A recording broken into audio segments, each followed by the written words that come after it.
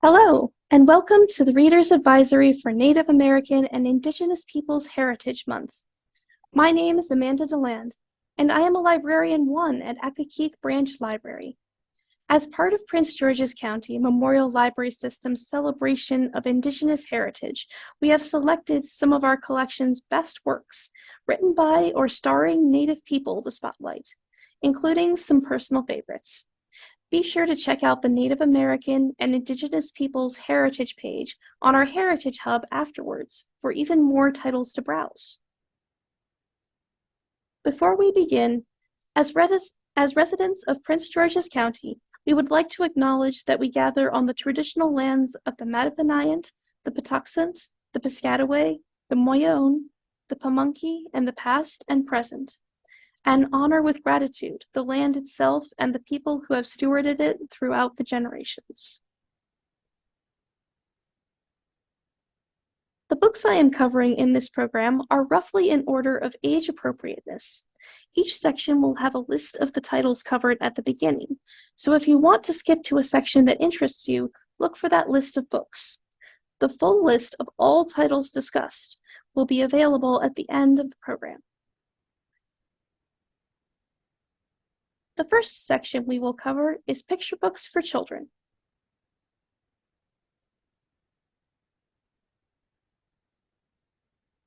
Autumn Peltier, Water Warrior by Carol Lindstrom, illustrated by Bridget George. The seventh generation is creating a sea of change. It was a soft voice at first, like a ripple, but with practice it grew louder. Indigenous women have always worked tirelessly to protect our water, keeping it pure and clean for the generations to come. Yet there was a time when their voices and teachings were nearly drowned out, leaving entire communities and environments in danger and without clean water. But then came Grandma Josephine and her great niece, Autumn Peltier. Featuring a foreword from water advocate and Indigenous rights activist Autumn Peltier herself, this stunning picture book from New York Times best-selling author Carol Lindstrom and illustrator Bridget George gives voice to the water and asks young readers to join the tidal wave of change. Beautiful You, Beautiful Me by Tasha Spillett-Subner. Izzy's favorite place to be is in Mama's arms, skin to skin, safe and warm. One night, cuddled up on Mama's lap, Izzy notices something she's never noticed before. Her skin is the color of chocolate, but Mama's skin is the color of sand. When Izzy realizes she's different from Mama in other ways too, she feels sad and confused. She wants to be beautiful like Mama. But Mama addresses Izzy's disappointment with a gentle, loving refrain. You're part of me, and I'm part of you. I'm beautiful like me, and you're beautiful like you. Finding lessons from nature and repeating her affirming message, Mama encourages Izzy to see her own unique beauty. This story about a multiracial child navigating identity and belonging draws from author Tasha Spillett-Sumner's own experience growing up as an Afro-Indigenous girl. Lyrical text and warm, lively illustrations show Izzy's journey as she learns to celebrate the differences that make her uniquely beautiful, and the connection to her mother that transcends physical traits. Bindjen, Amik Says Welcome by Nancy Cooper. It's a special day for Amik the beaver and her little sister, Nishime. Their cousins are coming to visit. Amik is excited, but Nishime feels nervous about meeting new people, and when the cousins finally arrive, Nishime disappears. Lively, immersive illustrations show Amik and her cousins as they search the woods for Nishime. Each creature they encounter, introduced to readers using their Anishinaabe names, reveals how beavers help the forest community. A fish thanks them for digging canals in the mud that they swim through. A deer thanks the beavers for cutting down trees so that they can reach the tastiest leaves. None of the creatures have seen Nishime, but keen-eyed kids will have spotted her hiding in the background throughout the story. Eventually, Nishime returns to the group, having overcome her shyness by learning an important lesson. Despite being from different places, the beavers are all united by the ways they support the forest ecosystem. With the perfect blend of fact and fun, this salute to the industrious beaver is also an energetic celebration of Indigenous perspectives, languages, and diversity.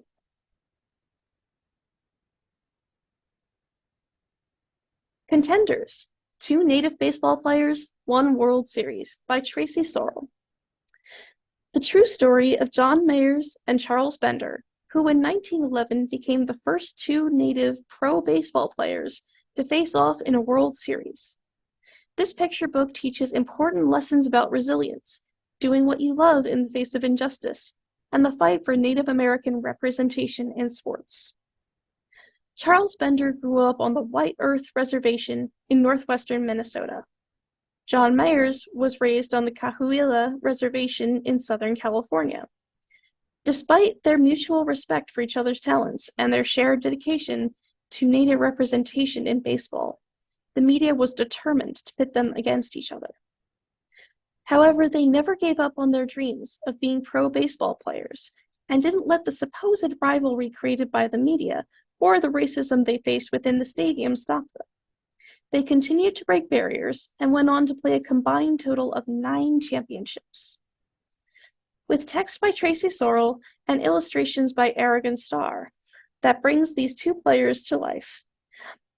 The stories of John Mayers and Charles Bender remain an inspiration for achieving and maintaining one's dreams in the face of prejudice.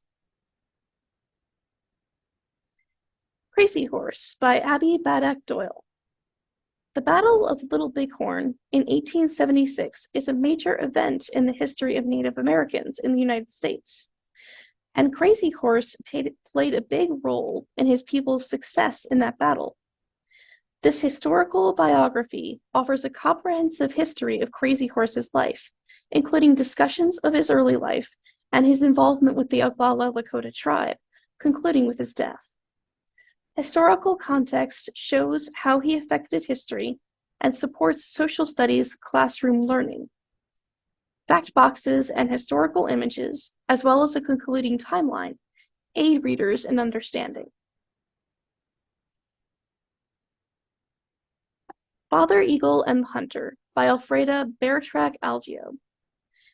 This beautifully illustrated introduction to a Native American legend tells why the eagle is so revered in Native American culture. The story begins, the hunter was tired of only finding berries and seeds to feed his hungry village, so he decided to look far and wide for some meat to bring them. When he spotted a tall tree, he climbed to the top and discovered a nest with 3 eaglets. What a tasty soup these 3 little birds will make, thought the hunter. Hearing the warning cries of the eaglets, Father Eagle flew to their rescue. To find out what happens next, check out this colorful legend today. The First Woman Cherokee Chief, Wilma Pearl Mankiller, by Patricia Morris Buckley. In 1985, Wilma Pearl Mankiller became the first woman principal chief of the Cherokee Nation. She had to convince her people that the chief should be the best person for the job, man or woman.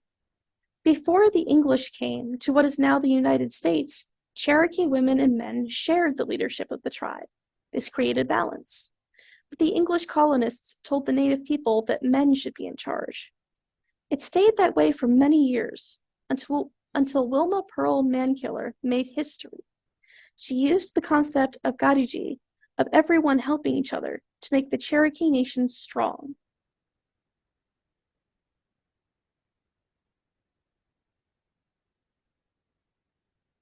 Forever Cousins by Laurel Goodluck. In this Native American story, Kara and Amanda are best friend cousins. Then Kara leaves the city to move back to the res. Will their friendship stay the same? Kara and Amanda hate not being together. Then it's time for the family reunion on the res. Each girl worries that the other hasn't missed her. But once they reconnect, they realize that they are still forever cousins. This story highlights the ongoing impact of the 1950s Indian Relocation Act on Native families, even today. This tender story about navigating change reminds readers that the power of friendship and family can bridge any distance.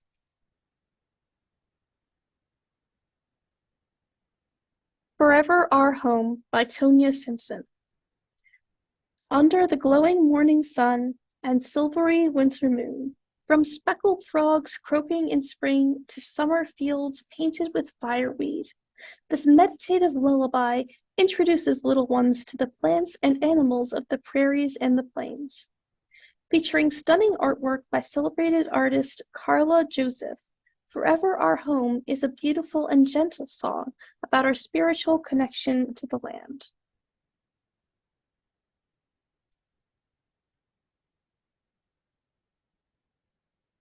Grandma's Teepee, a present-day Lakota story by S.D. Nelson.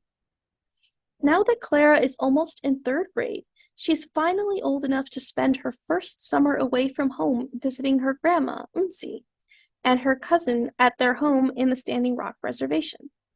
To welcome her visit, Uncle Louie brings an extra special surprise in his pickup truck, the teepee that's been passed down through their family for generations. The girls learn how to stack the poles and wrap the canvas covering around them, how to paint spirit pictures on its walls, and how the circle of the teepee tells its own story, reminding us how to live in the great circle of life. Over long days spent playing outside, doing beadwork together, telling stories, singing songs, and sleeping under the stars, the teepee brings the family closer together. As summer draws to an end, goodbye comes all too soon, but Clara will always cling to the memories of summer days and starry nights and Grandma's teepee.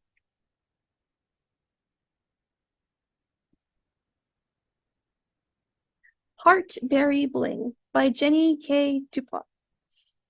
On a visit to her granny, Maggie is excited to begin her first ever beading project, a pair of strawberry earrings. However, beading is much harder than she expected. As they work side by side, Granny shares how beading helped her persevere, and stay connected to her Anishinaabe culture when she lost her Indian status, forcing her out of her home community, all because she married someone without status, something the men of her community could do freely.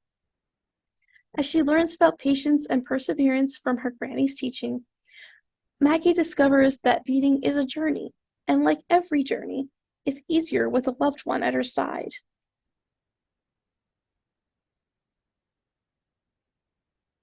I Will Carry You by Colleen Farwell.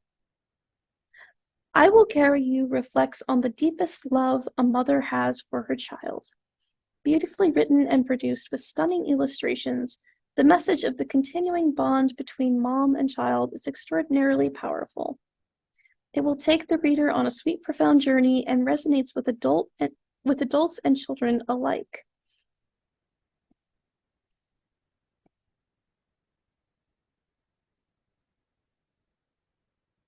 It's a Mitig by Bridget George. It's a Mitig guides young readers through the forest and introduces them to Ojibwe words that describe the natural world. Featuring vibrant and playful artwork, an illustrated Ojibwe to English glossary, and a simple introduction to the double vowel pronunciation system, plus accompanying online recordings, It's a Mitig is one of the first books of its kind. From sunup to sundown, encounter an Amik playing with sticks and swimming in the river, a prickly gag hiding in the bushes, and a big bark-covered Mitig. Using rhyme to help readers predict the Ojibwe pronunciation, It's a Mitig makes learning new words fun.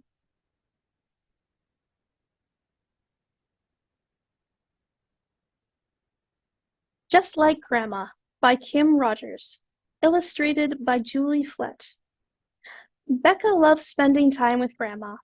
Every time Becca says, "Let me try," Grandma shows her how to make something beautiful.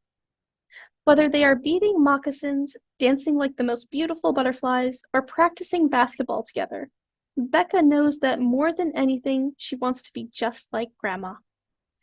And as the two share their favorite activities, Becca discovers something surprising about Grandma.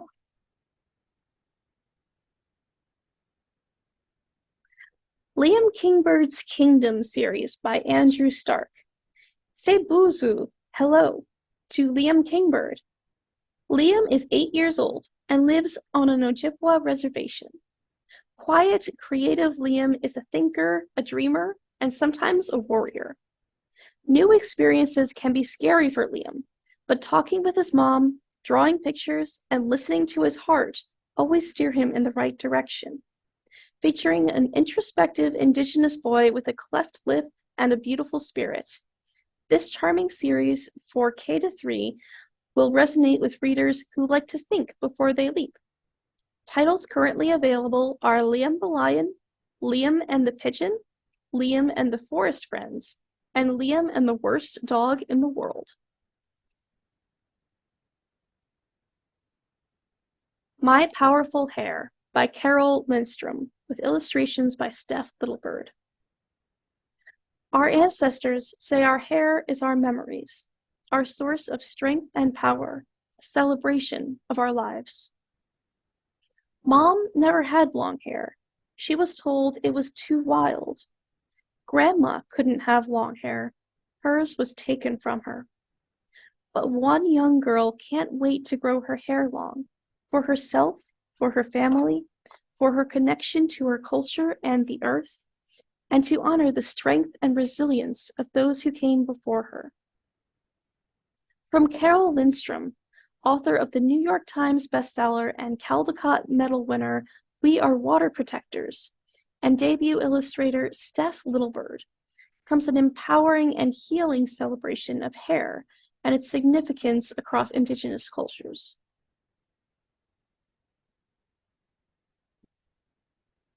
Phoenix Gets Greater by Marty Wilson Trudeau. A powerful story about the importance of family acceptance. Phoenix isn't like other boys.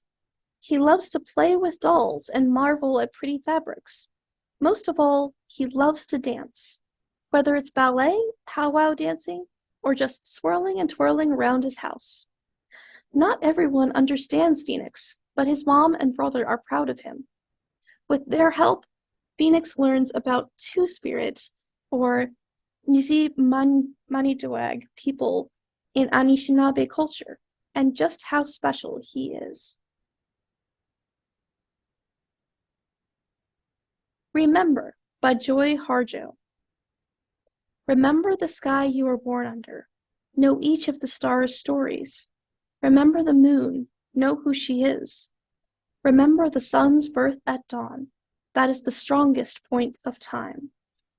So begins the picture book adaptation of the renowned poem that encourages young readers to reflect on family, nature, and their heritage. In simple and direct language, Harjo, a member of the Muscogee Nation, urges readers to pay close attention to who they are, the world they were born into, and how all inhabitants on Earth are connected. Michaela Goad, drawing from her Tlingit culture, has created vivid illustrations that make the words come alive in an engaging and accessible way. This timeless poem, paired with magnificent paintings, makes for a picture book that is a true celebration of life and our human role within it.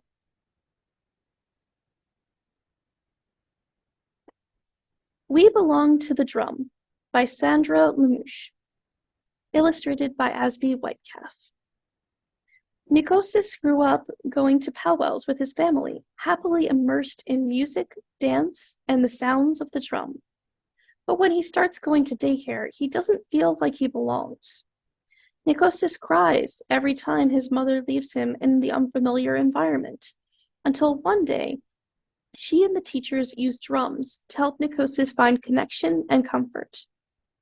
Inspired by her son's experience and her family's love of powwow music and dance, Indigenous educator and champion hoop dancer Sandra Lemouche shares this uplifting true story of the transformative effects of culturally safe and inclusive early childhood education.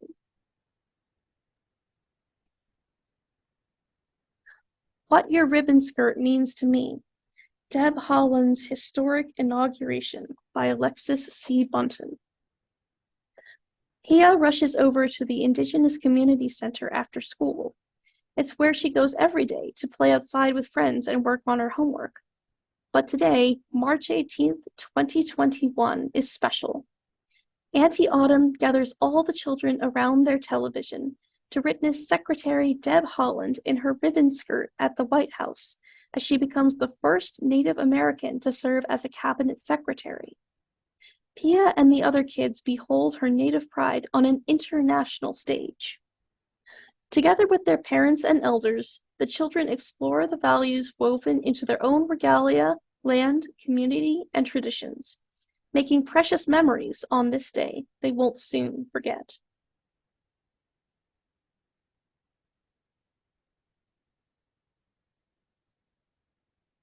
This section is books for older children, generally grades 1 through 6.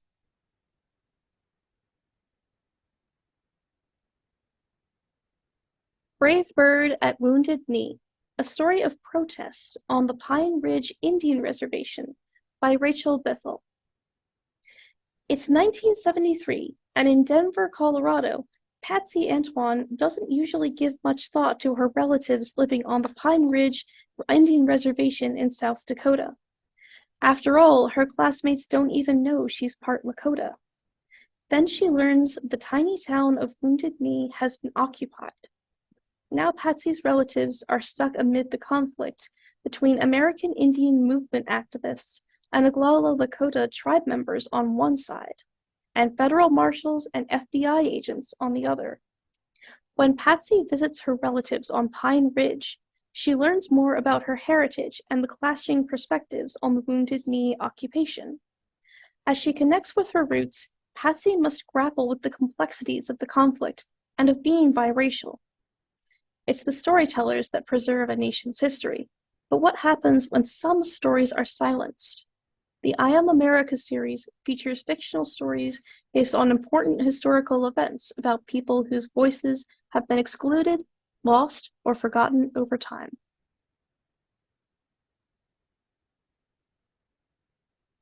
Eagle Drums by Nasurak Rainey Hobson. As his family prepares for winter, a young, skilled hunter must travel up the mountain to collect obsidian for napping, the same mountain where his 2 older brothers died. When he reaches the mountaintop, he is immediately confronted by a terrifying eagle god named Savik. Savik gives the boy a choice: follow me or die like your brothers. What comes next is a harrowing journey to the home of the eagle gods and unexpected lessons on the natural world, the past that shapes us, and the community that binds us. Eagle Drums by Nasurak Rainey Hobson is part cultural folklore, part origin myth about the Messenger's Feast, which is still celebrated in times of bounty among the Inupiaq. It's the story of how Inupiaq people were given the gift of music, song, dance, community, and everlasting tradition.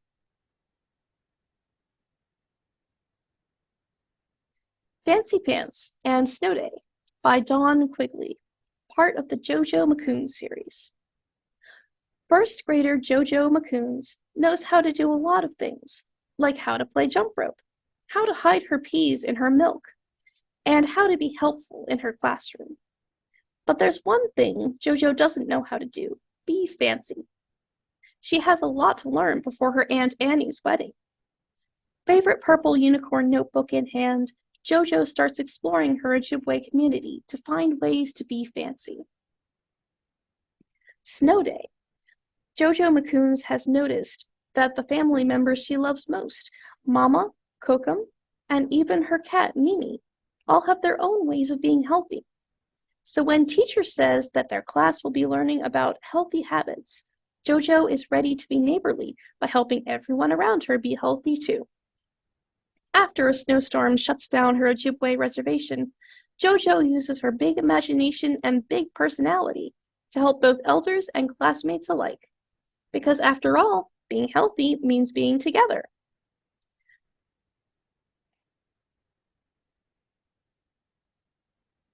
The Ghost Collector by Allison Mills. Shelley and her grandmother catch ghosts in their hair. Just like all the women in their family, they can see souls who haven't transitioned yet. It's their job to help the ghosts along their journey.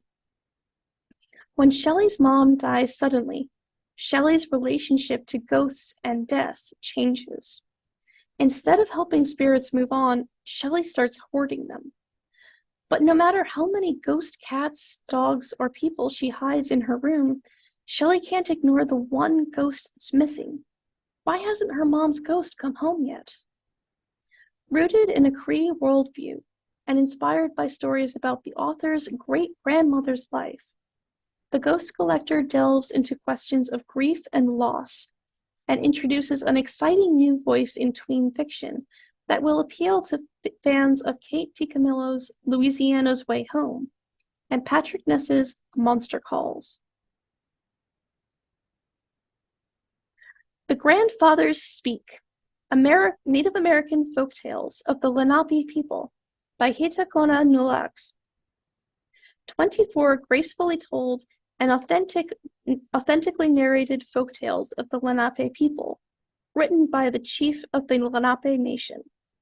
These stories tell, among other things, of how Nanapush, the grandfather of beings and men, created the earth upon the back of a great turtle, of how Mananakahas, the rainbow crow, flew to the 12th heaven to receive the gift of fire from the Creator, and of how the Lenape people came to live along the eastern seaboard of what is now known as the United States.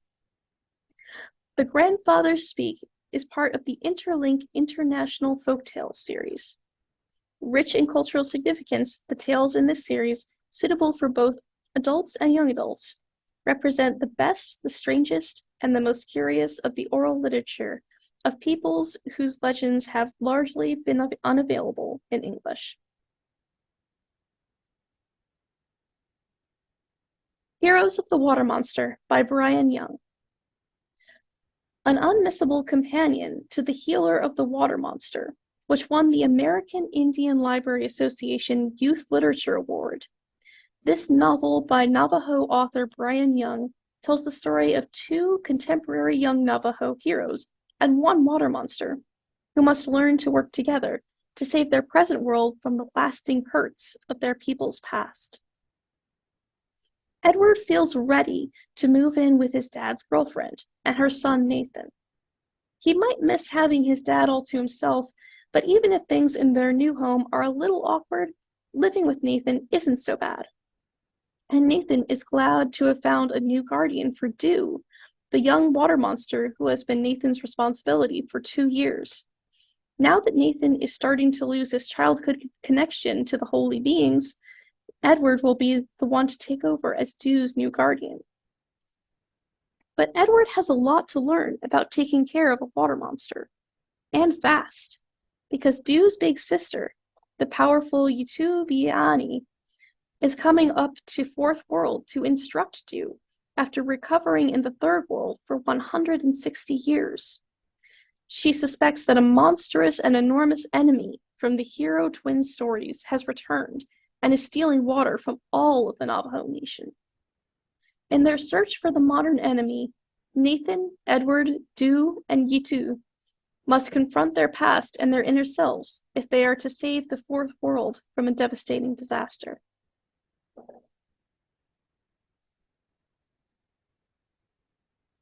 If You Lived During the Plymouth Thanksgiving by Chris Newell.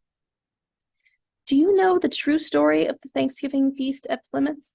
What if you lived in a different time and place? What would you wear? What would you eat? How would your daily life be different? Scholastic's If You Lived series answers all of kids' most important questions about events in American history. With a question and answer format, kid-friendly artwork, and engaging information, this series is the perfect partner for the classroom and for history-loving readers.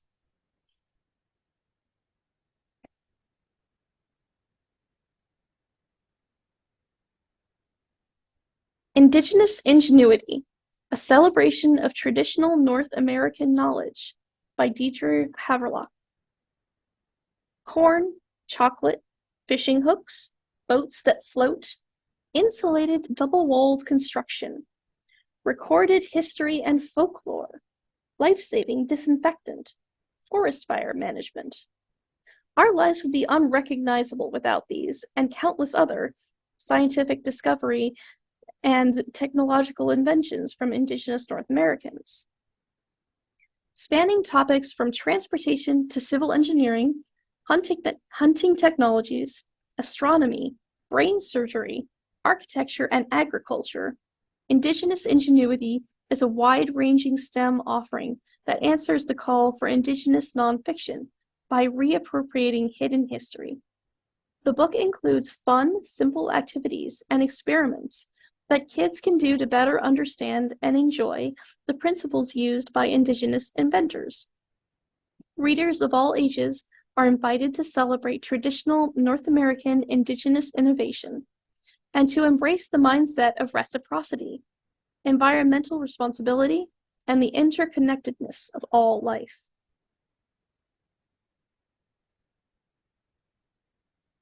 No Place Like Home by James Bird. When home is a car, life is unpredictable. School, friends, and 3 meals a day aren't guaranteed. Not every town has a shelter where a family can sleep for a night or two, and places with parking lots don't welcome overnight stays. Ojibwe boy Open, his brother MJ, and their mother are trying to get to Los Angeles, where they hope an uncle and a new life are waiting. MJ has taken to disappearing for days, slowing down the family's progress and adding to their worry. Then Open finds a stray dog who needs him as much as he needs her, and his longing for a stable home intensifies as his brother's reckless ways hit a new high. Open makes a new friend in the shelter, but shelters don't allow dogs. Will anything other than a real home ever be enough?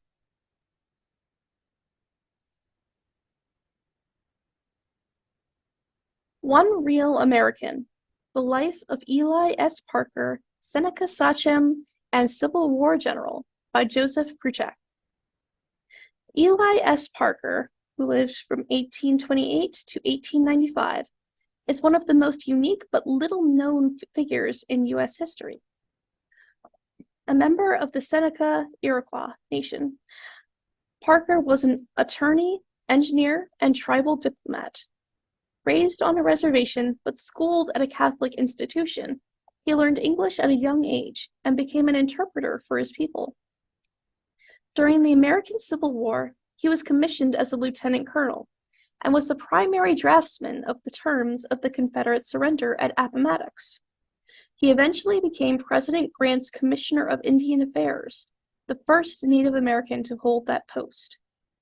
Award-winning children's book author and Native American scholar Joseph Pruchak provides an expertly researched, intimate look at a man who achieved great success in two worlds, yet was caught between them. Includes archival photos, maps, endnotes, bibliography, and timeline.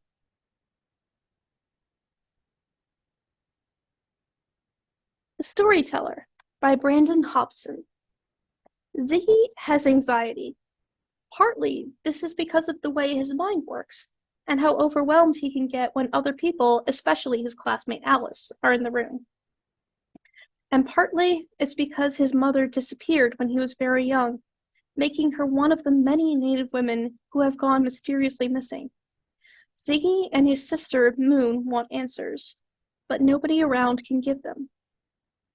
Once Ziggy gets it into his head that clues to his mother's disappearance may be found in a nearby cave, there's no stopping him from going there. Along with Moon, Alice, and his best friend Corso, he sets out on a mind-bending adventure where he'll discover his story is tied to all the stories of the Cherokees that have come before him. Ziggy might not have any control over the past, but if he learns the lessons of the storytellers, he might be able to better shape his future and find the friends he needs.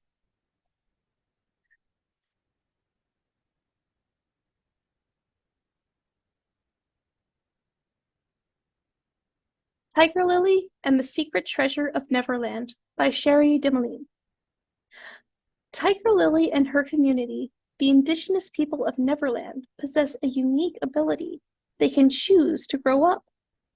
But for now, Tiger Lily is enjoying being 13, spending time with her grandmother and exploring alongside her horse and her friends. Then Tiger Lily uncovers a plot by two of Captain Hook's pirates, who are searching for a mysterious, powerful treasure. Determined to protect Neverland, Tiger Lily sets out on a very grown-up mission. Find the treasure first and keep it out of the pirates' reckless hands.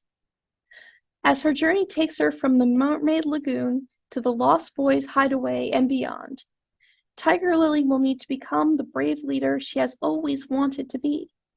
Can she save her home and the people she loves before it's too late?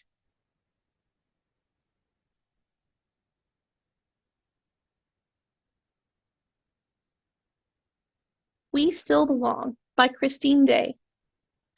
A thoughtful and heartfelt middle-grade novel by American Indian Youth Literature honor-winning author Christine Day, who belongs to the Upper Skagit tribe, about a girl whose hopeful plans for Indigenous Peoples Day and plans to ask her crush to the school dance go all wrong, until she finds herself surrounded by the love of her Indigenous family and community at an intertribal powwow. Wesley is proud of the poem she wrote for Indigenous Peoples Day, but the reaction from a teacher makes her wonder if expressing herself is important enough. And due to the specific tribal laws of her family's nation, Wesley is unable to enroll in the Upper Skagit tribe and is left feeling not native enough. Through the course of the novel, with the help of her family and friends, she comes to embrace her place within the Native community.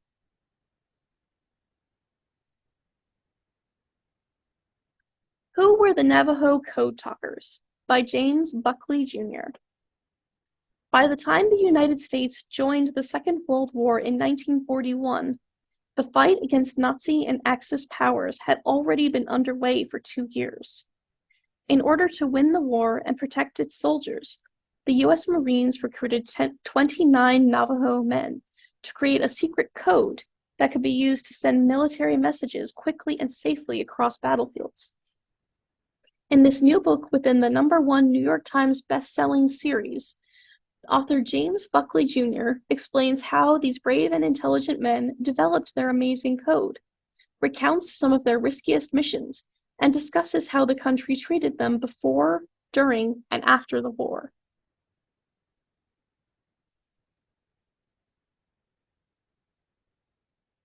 Wijiwaganag, More Than Brothers, by Peter Razor.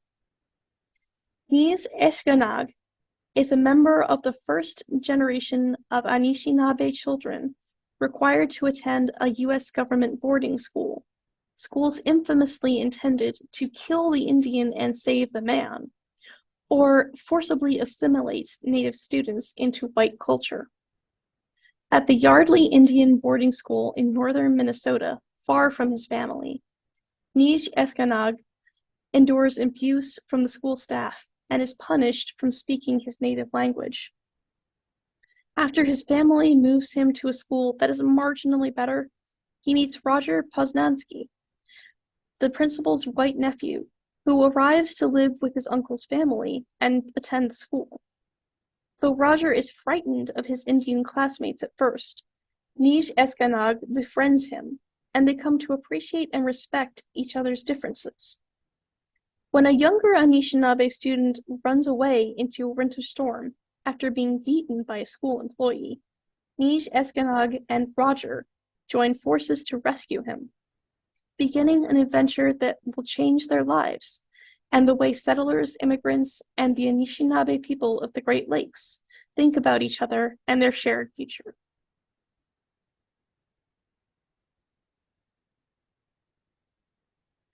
Who Was Jim Thorp? By James Buckley, Jr.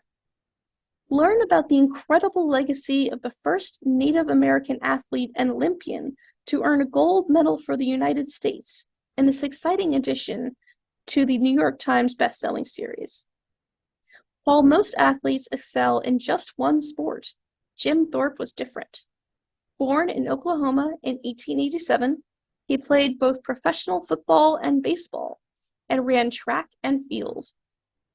Jim was not only a sports icon, but also a trailblazer.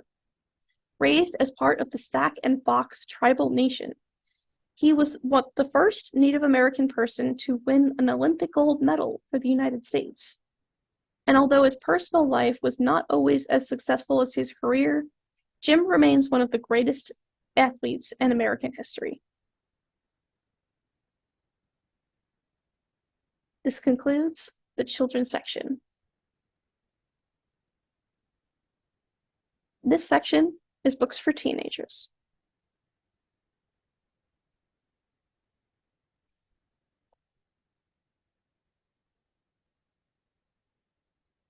Billy Buckhorn and the Book of Spells by Gary Robinson. An ominous message conveyed to 16-year-old Billy Buckhorn by the spirit of his deceased grandmother opens the door to astounding supernatural events.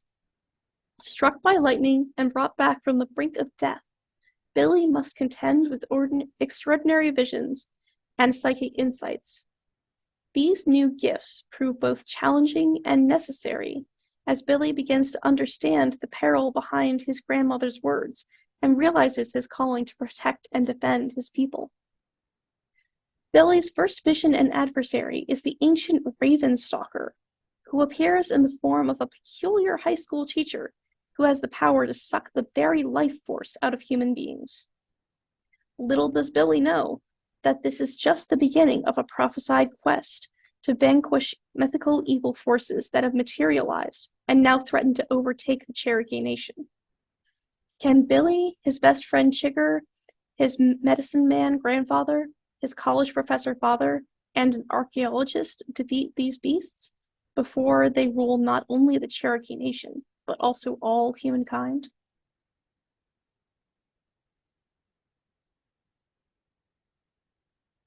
Brooms by Jasmine Walls and Teo Duval. It's 1930s Mississippi. Magic is permitted only in certain circumstances and by certain people. Unsanctioned broom racing is banned. But for those who need the money or the thrills, it's there to be found.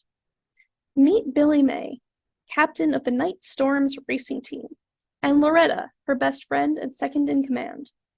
They're determined to make enough money to move out west to a state that allows Black folks to legally use magic and take part in national races. Cheng Quan, doing the best to handle the delicate and dangerous double act of being the perfect son to her parents and being true to herself while racing. Maddie and Emma, Choctaw and Black, the youngest of the group, and trying to dodge government officials who want to send them and their newly surfaced powers away to boarding school. And Luella, in love with Billy May. Her powers were sealed away years ago after she fought back against the government. She'll do anything to prevent the same fate for her cousins. Brooms is a queer, butchy, fast and furious that shines light on history not often told. It's everything you'd ever want to read in a graphic novel.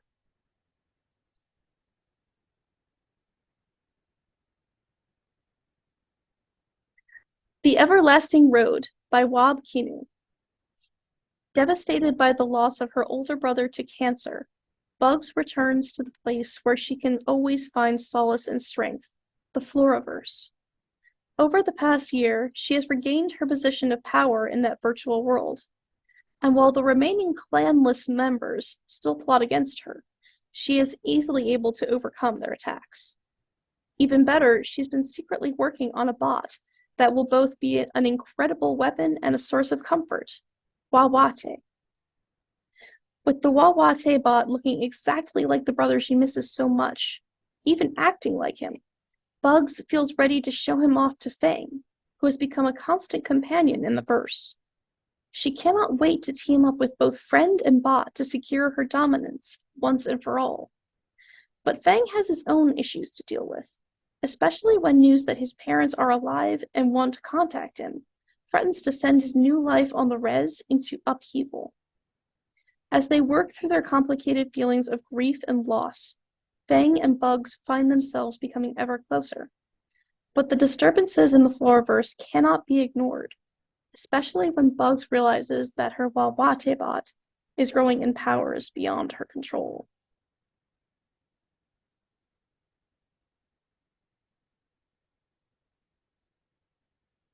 Funeral Songs for Dying Girls by Sherry DeMoline. Winifred has lived in the apartment above the cemetery office with her father, who works in the crematorium, all her life, close to her mother's grave. With her 16th birthday only days away, Winifred has settled into a lazy summer schedule, lugging her obese chihuahua around the grounds in a squeaky red wagon to visit the neglected gravesides and nursing a serious crush on her best friend Jack. Her habit of wandering the graveyard at all hours has started a rumor that Winterson Cemetery might be haunted. It's welcome news, since the crematorium is on the verge of closure and her father's job is being outsourced. Now that the ghost tours have started, Winifred just might be able to save her father's job and the only home she's ever known, not to mention being able to stay close to where her mother is buried. All she has to do is get help from her con artist cousin to keep up the ruse, and somehow manage to stop her father from believing his wife has returned from the grave. But when Phil, an actual ghost of a teen girl who lived and died in the ravine next to the cemetery, starts showing up, Winifred begins to question everything she believes about life, love, and death, especially love.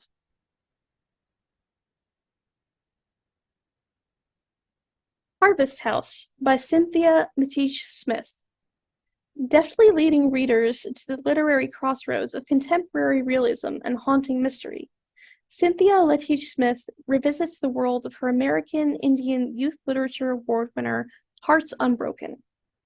Halloween is near, and Huey Wolf is volunteering at a new rural attraction, Harvest House. He's excited to take part in the fun, spooky show, until he learns that an actor playing the vengeful spirit of an Indian maiden, a ghost inspired by local legend, will headline. Folklore aside, unusual things have been happening at night at the crossroads near Harvest House. A creepy man is stalking teenage girls and young women, particularly Indigenous women. Dogs are fretful and on edge, and wild animals are behaving strangely. While Huey weighs how and when to speak up about the bigoted legend, he and his friends begin to investigate the crossroads and whether it might be haunted after all. As the moon rises on All Hallows' Eve, will they be able to protect themselves and their community? Gripping and evocative, Harvest House showcases a versatile storyteller at her spooky, unsettling best. The Heartbeat of Wounded Knee, Life in Native America by David Truer. The Heartbeat of Wounded Knee is a story of Native American resilience and reinvention, adapted for young adults from the adult nonfiction book of the same name. Since the late 1800s, it has been believed that Native American civilization has been wiped from the United States. The Heartbeat of Wounded Knee argues that Native American culture is far from defeated. If anything, it is thriving as much today as it was 100 years ago. The Heartbeat of Wounded Knee looks at Native American culture as it exists today and the fight to preserve language and traditions. Adapted for young readers, this book is perfect educational material for children and adults alike. How I Survived, 4 Nights on the Ice by Serapio Itusarjuat. After his snowmobile breaks down halfway across the sea ice on a trip back from a fishing camp, Serapio Itusarjuat recounts the traditional skills and knowledge he depended on to stay alive. This harrowing first-person account of 4 nights spent on the open sea ice, with few supplies and no water, shows young adult readers the determination and strength necessary to survive in the harsh Arctic climate, even when the worst occurs. Inunira, My Story of Survival by Brian Kunu. In another harrowing survival story, Brian Canoe takes off on a hunting trip in Canada's Arctic. After his snowmobile breaks down, his GPS loses signal, and his camping fuel runs low. He is left alone to survive for 7 days. Inunera is an Inuktitut term that means how I'm alive, and this account shows exactly how Brian managed to stay alive. He experiences close encounters with planes, blizzards, and hunger, all while much of his gear is lost. Walking 60 kilometers in search of safety, he uses the knowledge his father and elders taught him, modern and traditional means of navigation, finding water, making shelters, and keeping his spirits up to continue on. With photos, illustrations, and diagrams throughout, readers are sure to be inspired by this story of strong will and hope.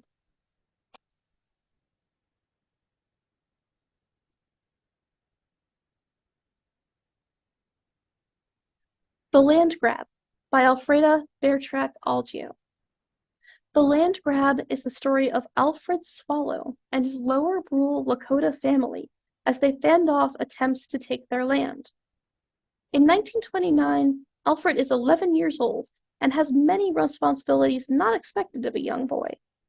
He and his Lakota family are being forced to leave behind their tribal values and traditions and assimilate into the mainstream of American culture and society. His Lala, his grandfather, has instilled in his grandson many Lakota traditions which Alfred respects, but at times struggles to understand the message they convey. Young Alfred draws from his tradition when an unscrupulous U.S. land agent who knows the value of the family's land is determined to grab their land with intimidation and force. The family and their neighbors band together to stop the unlawful actions, but can they stop a determined criminal? Don't miss Book 2, The Roan Stallion, as well.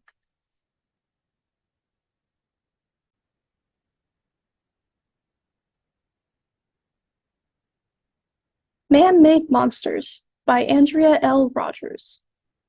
Making her YA debut, Cherokee writer Andrea L. Rogers takes her place as one of the most striking voices of the horror renaissance that has swept the last decade. Horror fans will get their thrills in this collection, from werewolves to vampires to zombies. All the time-worn horror baddies are there. But so are predators of a distinctly American variety, the horrors of empire, of intimate partner violence, of dispossession. And so too the monsters of Rogers' imagination that draw upon long-told Cherokee stories, of deer women, fantastical sea creatures, and more. Following one extended Cherokee family across the centuries, from the tribe's homelands in Georgia in the 1830s to World War I, the Vietnam War, our own present, and well into the future. Each story delivers a slice of a particular time period that will leave readers longing for more. Alongside each story, Cherokee artist and language technologist Jeff Edwards delivers haunting illustrations that incorporate Cherokee syllabary. But don't just take it from us. Award-winning writer of The Only Good Indians and My Heart is a Chainsaw, Stephen Graham Jones, says that Andrea Rogers writes like the house is on fire, and her words are the only thing that can put it out. Man-Made Monsters is a masterful, heartfelt, haunting collection ripe for crossover appeal. Just don't blame us if you start hearing things that go bump in the night. Mascot by Charles Waters and Tracy Sorrell. What if a school's mascot is seen as racist, but not by everyone? In this compelling middle-grade novel in verse, two best-selling BIPOC authors tackle this hot-button issue. In Rye, Virginia, just outside Washington, D.C., people work hard, kids go to school, and football is big on Friday nights. An 8th grade English teacher creates an assignment for her class to debate whether Rye's mascot should stay or change. Now 6 middle schoolers, all with different backgrounds and beliefs, get involved in the contentious issue that already has the suburb turned upside down, with everyone choosing sides and arguments getting ugly. Told from several different perspectives, readers see how each student comes to new understandings about identity, tradition, and what it means to stand up for real change.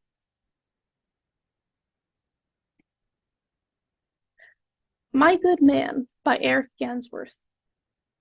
Brian, a 20-something reporter on Niagara Cascades City Desk, is navigating life as the only Indigenous writer in the newsroom, being lumped into reporting on stereotypical stories that homogenize his community, the nearby Tuscarora Reservation.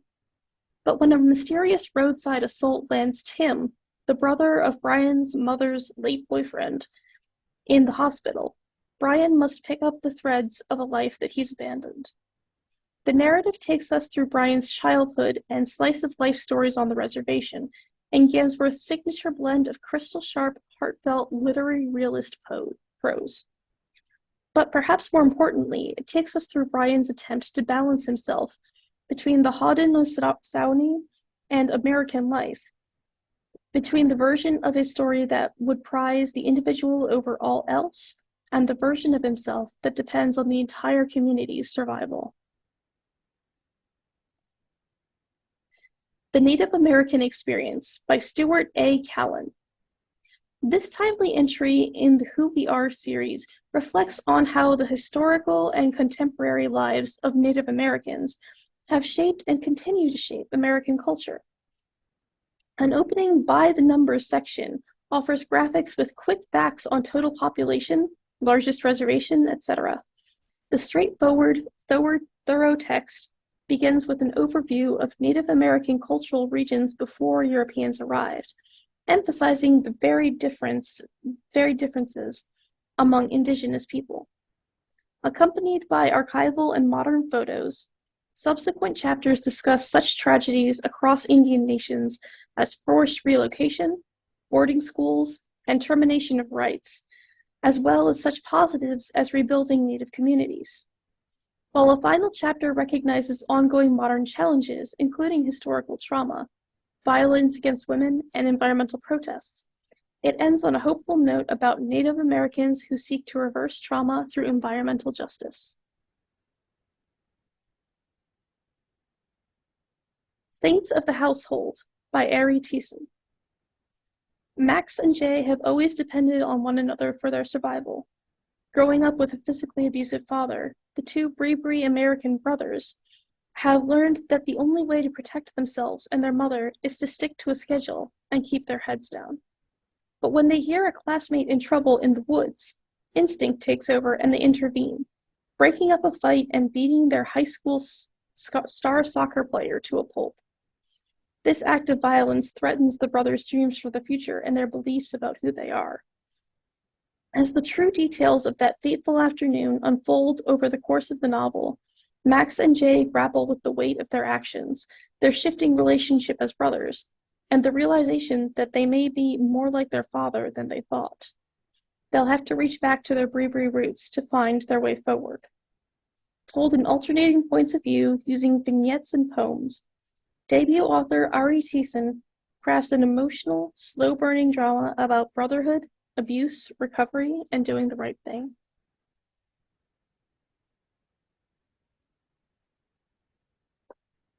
Those Pink Mountain Nights by Jen Ferguson. Overachievement isn't a bad word.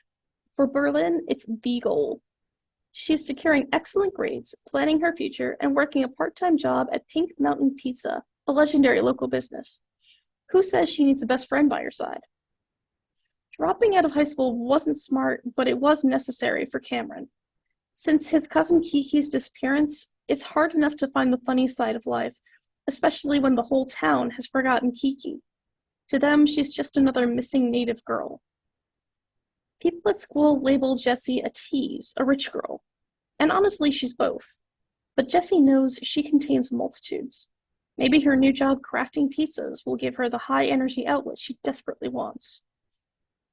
When the weekend at Pink Mountain Pizza takes several unexpected turns, all three teens will have to acknowledge the various ways they've been hurt and how much they need each other to hold it all together.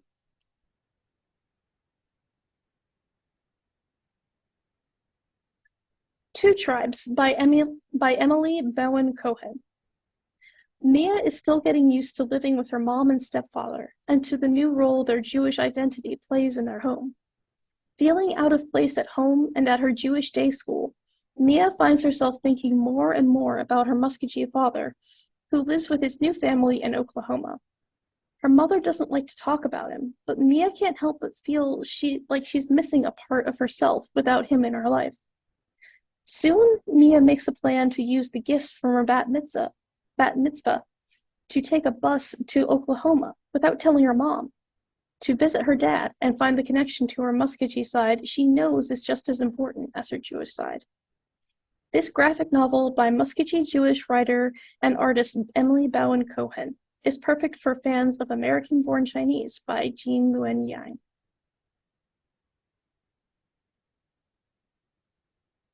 Warrior Girl Unearthed by Angeline Woolley. Perry Firekeeper Birch has always known who she is. The laid-back twin, the troublemaker, the best fisher on Sugar Island. Her aspirations won't ever take her far from home, and she wouldn't have it any other way. But as the rising number of missing Indigenous women starts circling closer to home, as her family becomes embroiled in a high-profile murder investigation, and its greedy grave robbers seek to profit off what belongs to her Anishinaabe tribe, Perry begins to question everything. In order to reclaim this inheritance for her people, Perry has no choice but to take matters into her own hands. She can only count on her friends and allies, including her overachieving twin, and a charming new boy in town with unwavering morals. Old rivalries, sister secrets, and botched heists cannot, will not, stop her from uncovering the mystery before the ancestors and missing women are lost forever. Sometimes the truth shouldn't stay buried. This ends the teens section. This section is books for adults.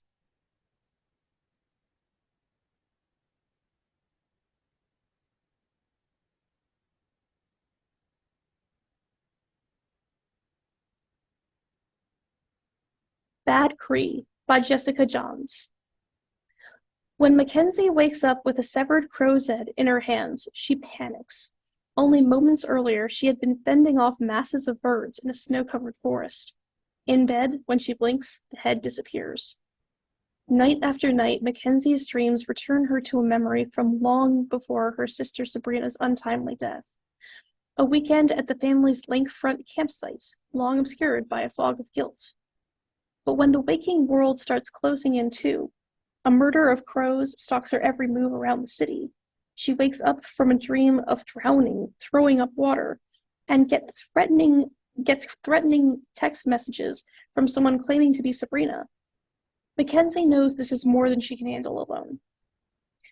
Traveling north to her rural hometown in Alberta, she finds her family still steeped in the same grief that she ran away to Vancouver to escape. They welcome her back, but their shaky reunion only seems to intensify her dreams and make them more dangerous. What really happened that night at the lake, and what did it have to do with Sabrina's death? Only a bad Cree would put their family at risk, but what if whatever has been calling Mackenzie home was already inside?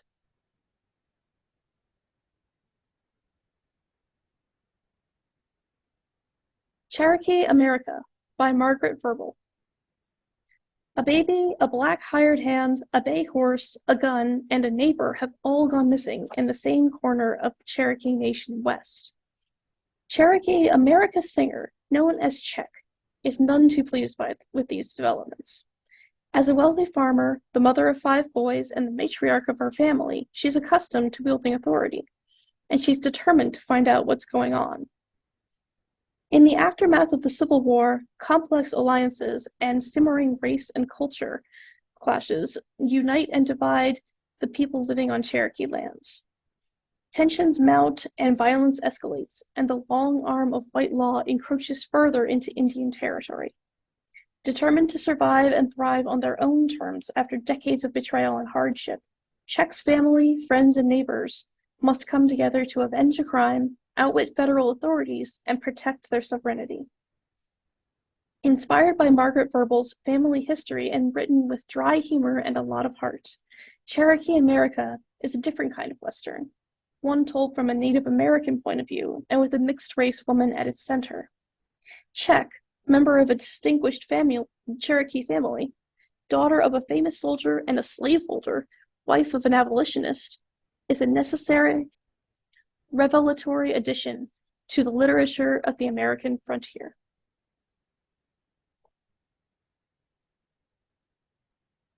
A Council of Dolls by Mona Susan Power.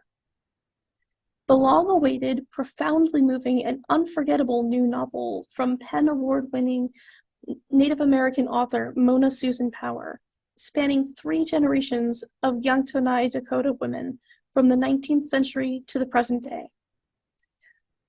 From the mid-century metropolis of Chicago to the windswept ancestral lands of the Dakota people, to the bleak and brutal Indian boarding schools, A Council of Dolls is the story of 3 women, told in part through the stories of the dolls they carried.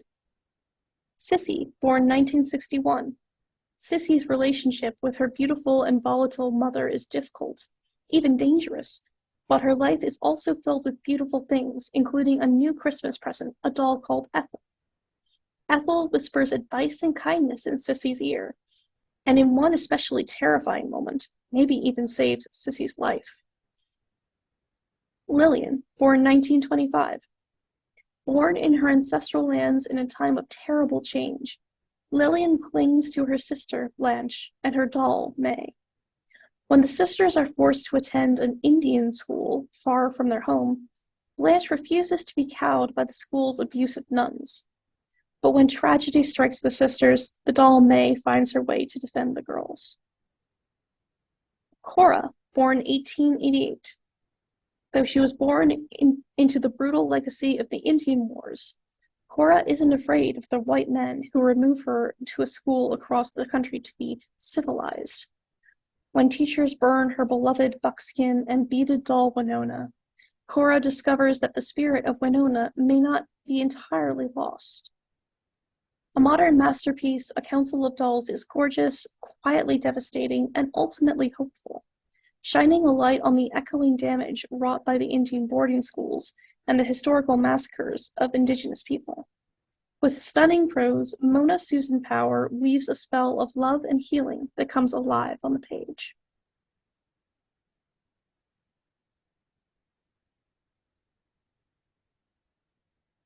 Crow Mary by Kathleen Grissom. In 1872, 16-year-old Goes First, a Crow Native woman, marries Abe Farwell, a white fur trader. He gives her the name Mary, and they set off on the long trip to his trading post in Saskatchewan, Canada. Along the way, she finds a fast friend in a Métis named Jeannie, makes a lifelong enemy in a wolfer named Stiller, and despite learning a dark secret of Farwell's past, falls in love with her husband. The winter trading season passes peacefully. Then, on the eve of their return to Montana, a group of drunky whiskey traders slaughters 40 Nakota, despite Farwell's efforts to stop them. Mary, hiding from the hail of bullets, sees the murderers, including Stiller, take 5 Nakota women back to their fort. She begs Farwell to save them, and when he refuses, Mary takes 2 guns, creeps into the fort, and saves the women from certain death. Thus, she sets off a whirlwind of colliding cultures that brings out the worst and best in the cast of unforgettable characters, and pushes the love between Farwell and Crow Mary to the breaking point. From a tremendously gifted storyteller, Crow Mary is a tender, compelling, and profoundly educational and satisfying read that sweeps across decades, showcasing the beauty of the natural world, while at the same time probing the intimacies of marriage in one woman's heart.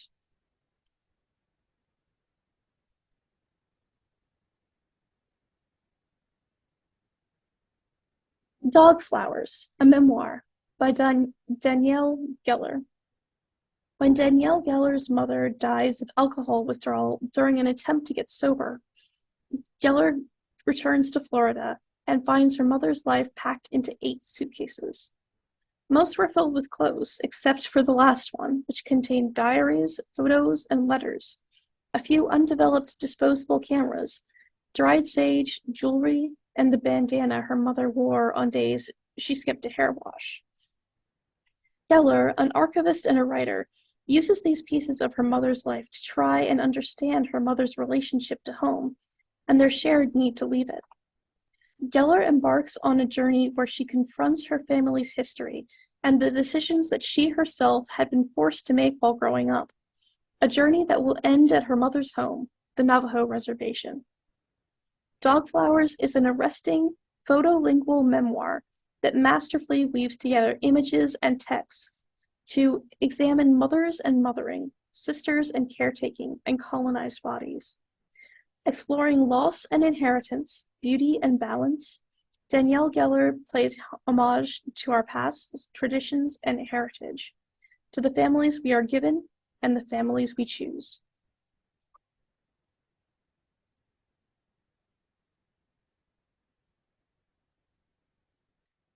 Don't Fear the Reaper by Stephen Graham Jones.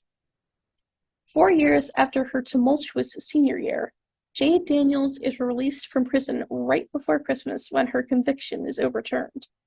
But life beyond bars takes a dangerous turn as soon as she returns to Proof Rock.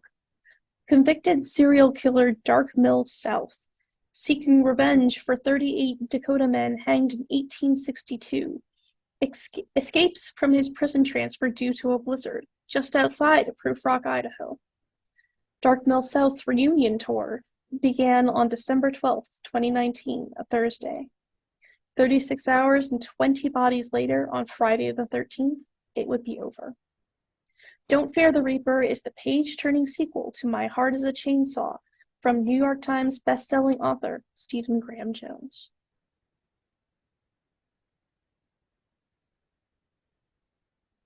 Earthkeeper, Reflections on the American Land by N. Scott Momaday.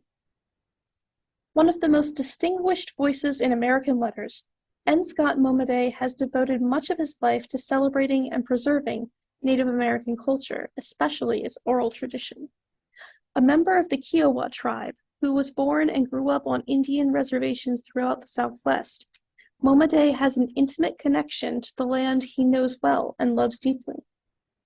In Earthkeeper, Reflections on the American Land, he reflects on his native ground and its influence on his people. When I think about my life and the lives of my ancestors, I am inevitably led to the conviction that I and they belong to the American land. This is a declaration of belonging, and it is an offering to the earth, he writes. Momaday recalls stories of his childhood, stories that have been passed down through generations, stories that reveal a profound and sacred connection to the American landscape and a reverence for the natural world. In this moving and lyrical book, which includes original artwork by the author, Momaday offers an homage and a warning. He reminds us that the earth is a sacred place of wonder and beauty, a source of strength and healing that must be protected before it's too late. As he so eloquently yet simply expresses, we must all be keepers of the earth.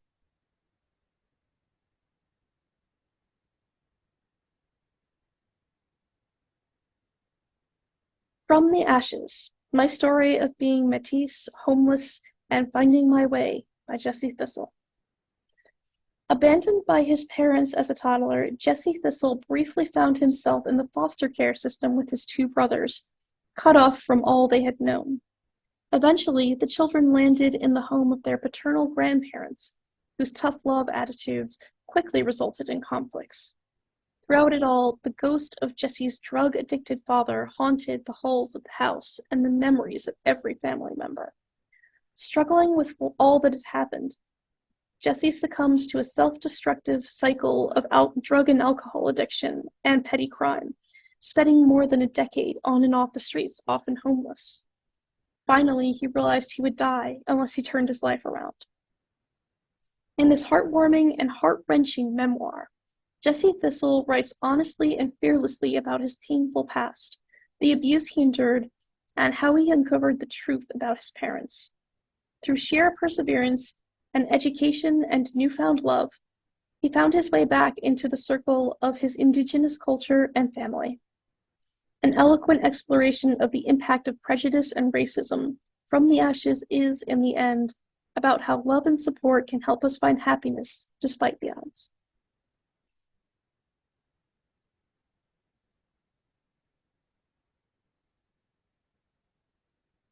A Grandmother Begins the Story by Michelle Porter. Written like a crooked Métis jig, A Grandmother Begins the Story follows 5 generations of women and bison as they reach for the stories that could remake their worlds and rebuild their futures. Carter is a young mother recently separated. She is curious, angry, and on a quest to find out what the heritage she only learned of in her teens truly means. Allie, Carter's mother, is trying to make up for the lost years with her firstborn and to protect Carter from the hurt she herself suffered with her own mother. Lucy wants the granddaughter she's never met to help her join her ancestors in the afterlife. And Genevieve is determined to conquer her demons before the fire inside burns her up, with the help of the sister she lost but has never been without. Meanwhile, Mame, in the afterlife, knows that all their stories began with her. She must find a way to cut herself from the last threads that keep her tethered to the living, just as they must find their own paths forward. This extraordinary novel, told by a chorus of vividly realized, funny, wise, confused, struggling characters, including descendants of the bison that once freely roamed the land, heralds the arrival of a stunning new voice in literary fiction.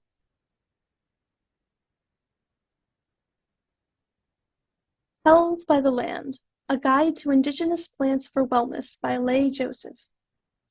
Author Leigh Joseph, an ethnobotanist and a member of the Squamish Nation, provides a beautifully illustrated essential introduction to indigenous plant knowledge.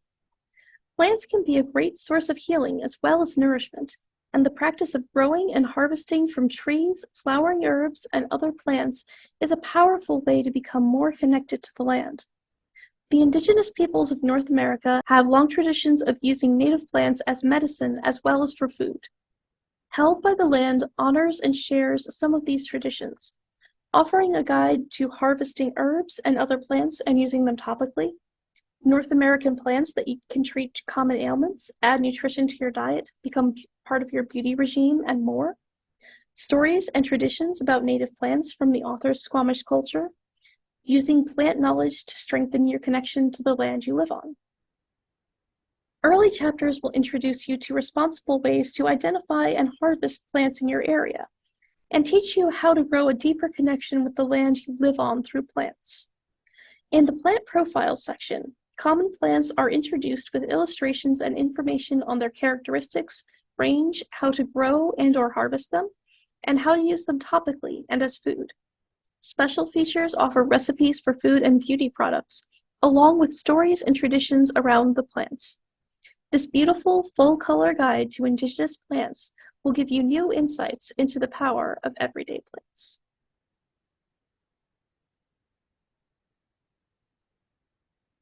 How We Go Home: Voices from Indigenous North America.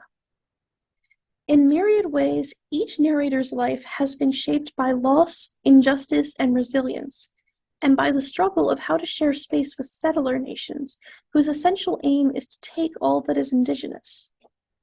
Hear from Jazelyn Charger, one of the first 5 people to set up camp at Standing Rock, which kick-started a movement of water protectors that roused the world.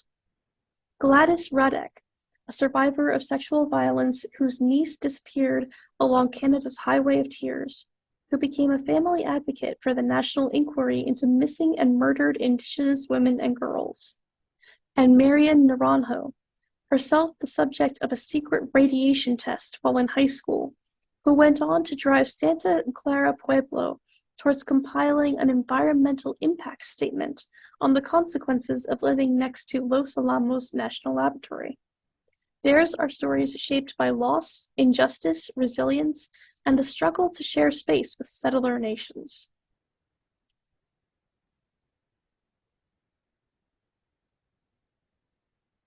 Hula by Jasmine Iolani Hakes.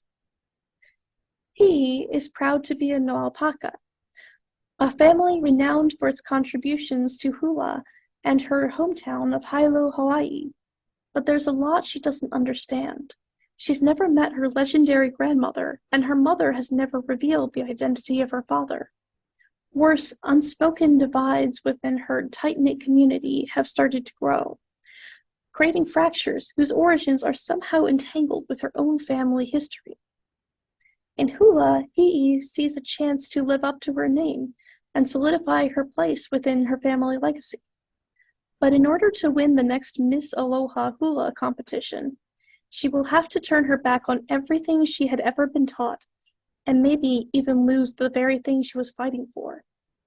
Told in part in the collective voice of a community fighting for its survival, Hula is the spellbinding debut that offers a rare glimpse into a forgotten kingdom that still exists in the heart of its people.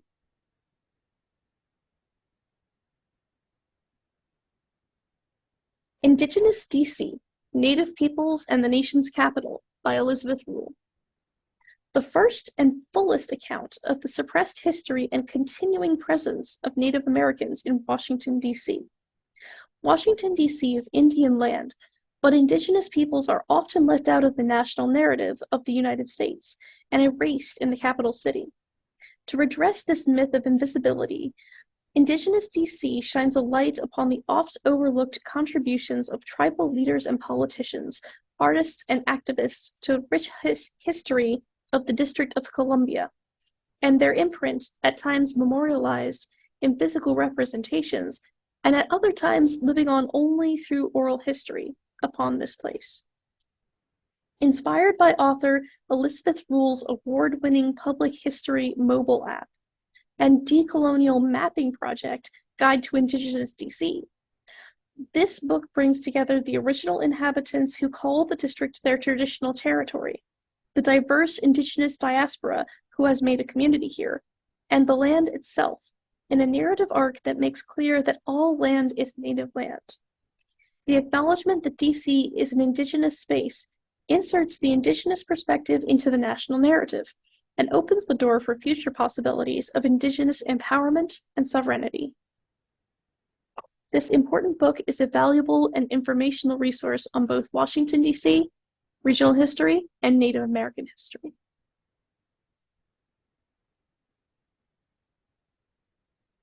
The Lost Journals of Sacagawea by Deborah Magpie Erling. In my 7th winter, when my head only reached my app's rib, a white man came into camp. Bare trees scratched sky. Cold was endless. He moved through trees like strikes of sunlight. My Bia said he came with bad intentions, like a water baby's cry. Among the most memorialized women in American history, Sacagawea served as interpreter and guide for Lewis and Clark's Corpse of Discovery. In this visionary novel, acclaimed Indigenous author Deborah Magpie Erling brings this mythologized figure vividly to life, casting unsparing light on the men who brutalized her and recentering Sacagawea as the arbiter of her own history. Raised among the Lemhi Shoshone, in this telling, the young Sacagawea is bright and bold, growing strong from the hard work of learning all ways to survive, gathering berries, water, roots, and wood, butchering buffalo, antelope, and deer, catching salmon and snaring rabbits, weaving baskets, and listening to the stories of her elders. When her village is raided and her beloved Ap and Bia are killed, Sacagawea is kidnapped and then gambled away to Charbonneau, a French-Canadian trapper. Heavy with grief, Sacagawea learns how to survive at the edge of a strange new world, teeming with fur trappers and traders. When Lewis and Clark's expedition party arrives, Sacagawea knows she must cross a vast and brutal terrain with her newborn son, the white man who owns her, and a company of men who wish to conquer and commodify the world she loves. Written in lyrical, dreamlike prose, The Lost Journals of Sacagawea is an astonishing work of art and a powerful tale of perseverance, the Indigenous woman's story that hasn't been told.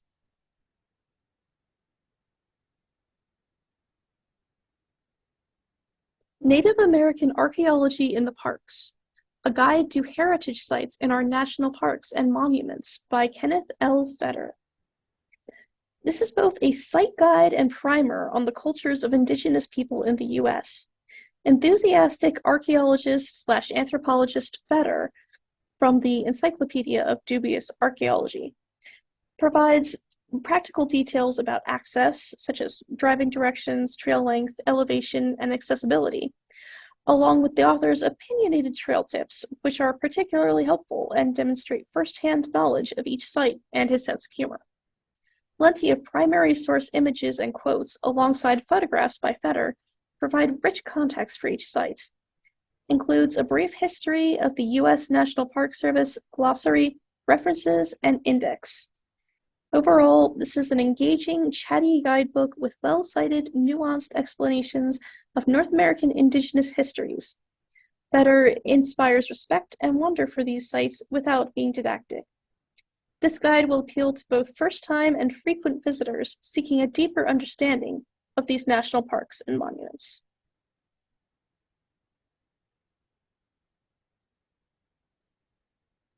Our Voice of Fire, a memoir of a warrior rising by Brandy Morin. A wildfire of a debut memoir by internationally recognized French Cree Iroquois journalist Brandy Morin, set to transform the narrative around Indigenous peoples. Brandy Morin is known for her clear-eyed and empathetic reporting on Indigenous oppression in North America. She is also a survivor of the missing and murdered Indigenous women's and girls' crisis, and uses her experience to tell the stories of those who did not survive the rampant violence. From her time as a foster kid and runaway who fell victim to predatory men and an oppressive system, to her career as an internationally acclaimed journalist, Our Voice of Fire chronicles Morin's journey to overcome enormous adversity and find her purpose and her power through journalism. This compelling, honest book is full of self-compassion and the purifying fire of a pursuit for justice.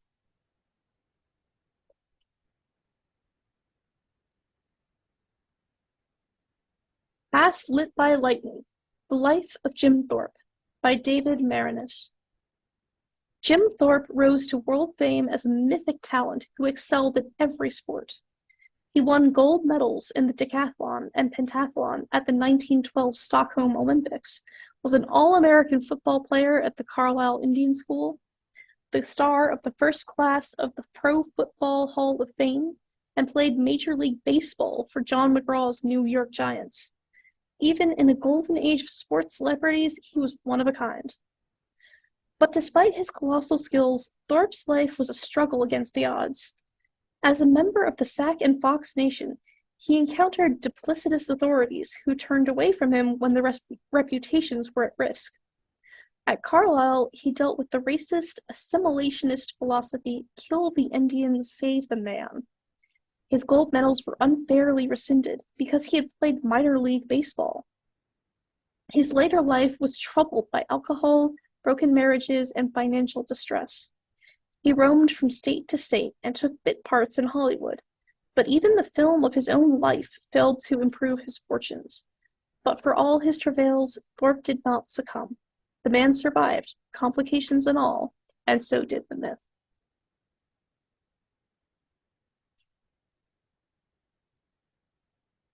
Project 562, Changing the Way We See Native America, by Matica Wilbur.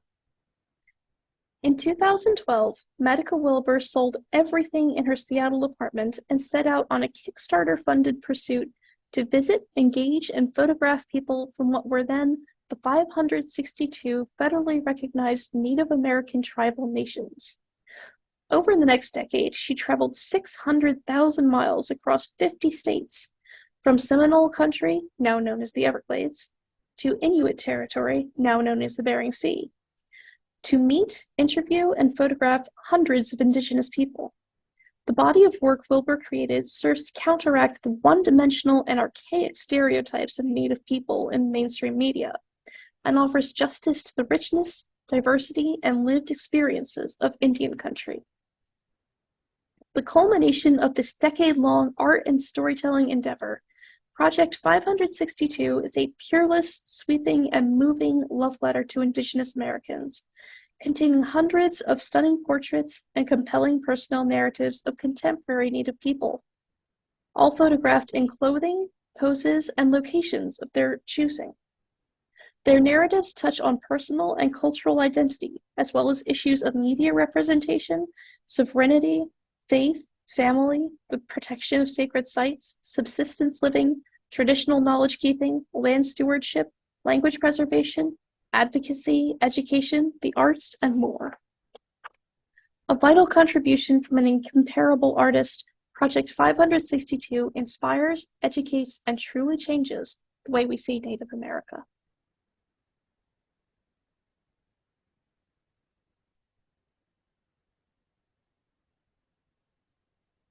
The Rediscovery of America, Native Peoples and the Unmaking of U.S. History by Ned Blackhawk. The most enduring feature of U.S. history is the presence of Native Americans, yet most histories focus on Europeans and their descendants. This long practice of ignoring Indigenous history is changing, however, with a new generation of scholars who insist that any full American history address the struggle, survival, and resurgence of American Indian nations. Indigenous history is essential to understanding the evolution of modern America. Ned Blackhawk interweaves 5 centuries of Native and non-Native histories, from Spanish colonial exploration to the rise of Native American self-determination in the late 20th century. In this transformative synthesis, he shows that European colonization in the 1600s was never a predetermined success. Native nations helped shape England's crisis of empire. The first shots of the American Revolution were prompted by Indian affairs in the interior. California Indians targeted by federally funded militias were among the first casualties of the Civil War. The Union victory forever recalibrated Native communities across the West. 20th century reservation activists refashioned American law and policy. Blackhawk's retelling of U.S. history acknowledges the enduring power, agency, and survival of Indigenous peoples, yielding a truer account of the United States and revealing anew the varied means of America.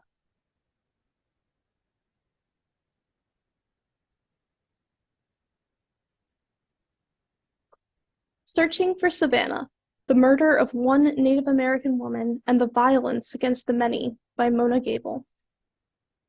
A gripping and illuminating investigation into the disappearance of Savannah LaFontaine Greywind when she was 8 months pregnant, highlighting the shocking epidemic of violence against Native American women in America and the societal ramifications of government inaction. In the summer of 2017, 22-year-old Savannah LaFontaine Greywind vanished.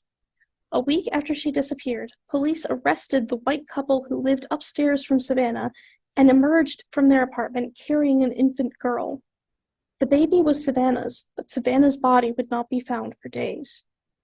The horrifying crime sent shockwaves far beyond Fargo, North Dakota, where it occurred, and helped expose the sexual and physical violence Native American women and girls have endured since the country's colonization.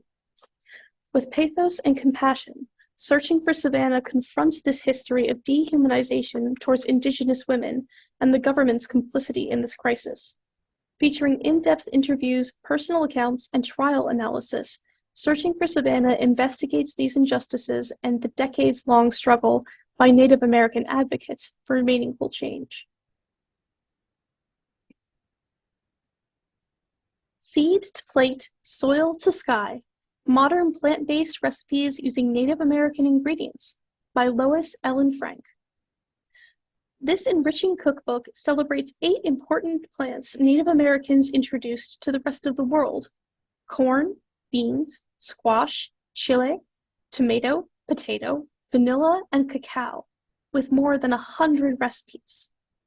When these 8 Native American plants crossed the ocean after 1492, the world's cuisines were changed forever.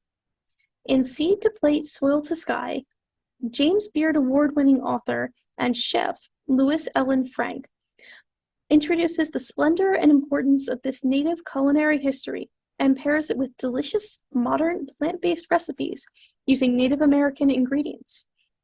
Along with Native American culinary advisor Walter Whitewater, Seed to Plate, Soil to Sky shares more than 100 nutritious plant-based recipes organized by each of the foundational ingredients in Native American cuisine, as well as a necessary discussion of food sovereignty and sustainability. A delicious, enlightening celebration of indigenous foods and southwestern flavors. Seed to Plate and Soil to Sky shares recipes for dishes such as blue corn hot cakes with prickly pear syrup, Three Sisters stew, and green chile enchilada lasagna, as well as essential basics like corn masa, red and green chili sauces, and cacao spice rub. The magic 8 ingredients share the page and plate to create recipes that will transform your world.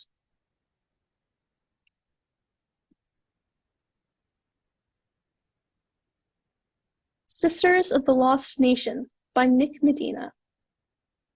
A young native girl's hunt for answers about the women mysteriously disappearing from her tribe's reservation leads her to delve into the myths and stories of her people, all while being haunted herself in this atmospheric and stunningly poignant debut. Anna Horn is always looking over her shoulder. For the bullies who torment her, for the entitled visitors at the reservation's casino, and for the nameless disembodied entity that stalks her every step, an ancient tribal myth come to life, one that's intent on devouring her whole. With strange and sinister happenings occurring around the casino, Anna starts to suspect that not all the horrors on the reservation are old.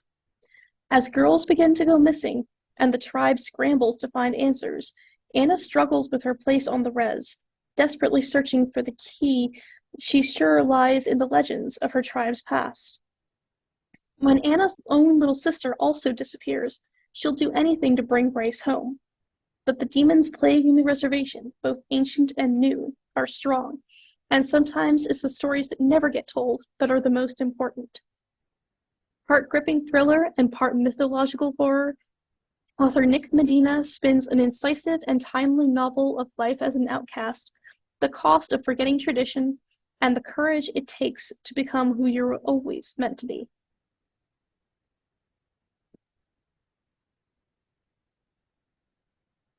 Stealing by Margaret Verble. Kit Crockett lives on a farm with her grief-stricken widowed farmer, tending the garden, fishing in a local stream, and reading Nancy Drew mysteries from the library bookmobile. One day, Kit discovers a mysterious and beautiful woman has moved in just down the road. Kit and the newcomer Bella become friends, and the lonely Kit draws comfort from her. But when a malicious neighbor finds out, Kit suddenly finds herself at the center of a tragic, fatal crime and becomes a ward of the court. Her Cherokee family wants to raise her, but the righteous Christians in town instead send her to a religious boarding school. Kit's heritage is attacked, and she's subjected to the religious indoctrination and other forms of abuse. But Kit secretly keeps a journal recounting what she remembers and revealing just what she has forgotten. Over the course of stealing, she unravels the truth of how she ended up at the school and plots a way out. If only she can make her plan work in time. In swift, sharp, and stunning prose, Margaret Verble spins a powerful coming-of-age tale and reaffirms her place as an indelible storyteller and chronicler of history.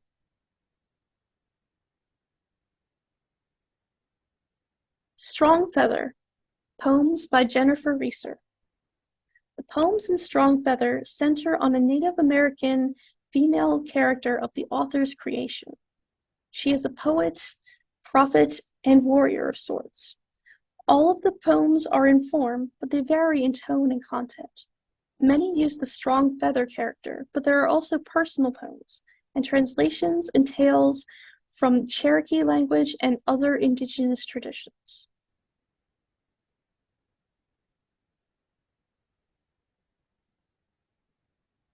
Swim Home to the Vanished by Brendan Shea Basham. When the river swallowed Kai, Damien's little brother didn't die so much as vanish. As the unbearable loss settles deeper into his bones, Damien, a small-town line cook, walks away from everything he has ever known. Driving as far south as his old truck and his legs allow, he lands in a fishing village beyond the reach of his past, where he hopes he can finally forget. But the village has grief of its own. The same day that Damien arrives, a young woman from the community's most powerful family is being laid to rest. A stranger in town, Damien is the object of gossip and suspicion, ignored by all except the dead girl's mother, Anna Maria, who offers Damien a room and a job. Grateful for her kindness, Damien soon begins to fall under Anna Maria's charismatic spell. But how long can he resist the rumors swirling through town, suggesting she might have had something to do with her daughter's death? Or deny his strange kinship with one of Anna Maria's surviving daughters, Marta, who knows too well the grief that follows the loss of a sibling, and who is driven by a fierce need for revenge. Swiftly, Damien finds himself caught in a power struggle between the Brujas, a whirlwind battle that threatens to sweep the whole village out to sea. Resonant with the Diné creation story and the unshakable weight of the long walk, the forced removal of the Navajo from their land, Swim Home to the Banished explores the human capacity for grief and redemption, and the lasting effects it has on the soul.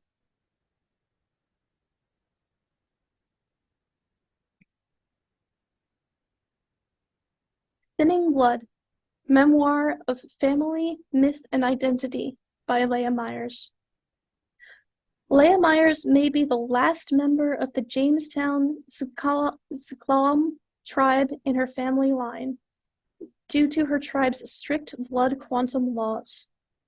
In this unflinching and intimate memoir, Myers excavates the stories of 4 generations of women in order to leave a record of her family.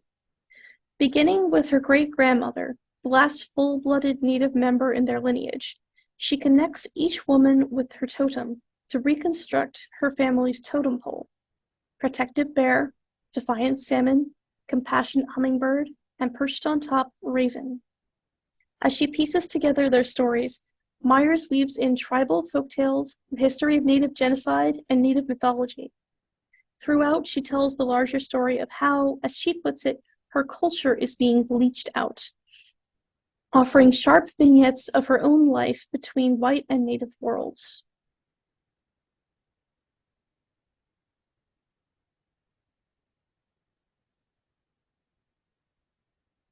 To Shape a Dragon's Breath by Monoquill Blackgoose.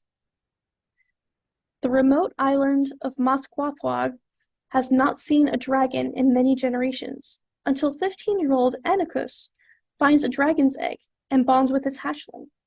Her people are delighted, for all remember the tales of the days when dragons lived among them and danced away the storms of autumn, enabling the people to thrive. To them, Anacus is revered as Nampeshi Wasit, a person in a unique relationship with a dragon. Unfortunately for Anacus, the English conquerors of her land have different opinions. They have very specific idea of how a dragon should be raised and who should be doing the raising, and Anacus does not meet any of their requirements. Only with great reluctance do they allow Anacus to enroll in a proper English dragon school on the mainland. If she cannot succeed there, her dragon will be killed. For a girl with no formal schooling, a non-English upbringing, and a very different understanding of the history of her land, challenges abound, both socially and academically. But Anacus is smart, determined, and resolved to learn what she needs to do to help her dragon, even if it means teaching herself. The one thing she refuses to do, however, is become the meek English miss that everyone expects. Anacus and her dragon may be coming of age, but they're also coming to power, and that brings an important realization. The world needs changing, and they might just be the ones to do it.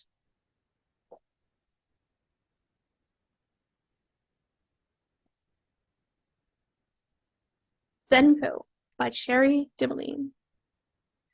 Métis millennial Lucky St. James is barely hanging on when she learns she'll be evicted from the tiny Toronto apartment she shares with her cantankerous but loving grandmother Stella. But then, one night, something strange and irresistible calls out to Lucky. She burrows through a wall to find a tarnished silver spoon, humming with otherworldly energy, etched with a crooked-nosed witch and the word Salem.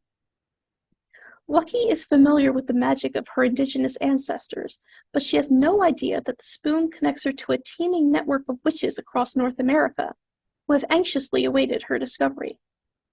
Enter Venco, a front company fueled by vast resources of dark money.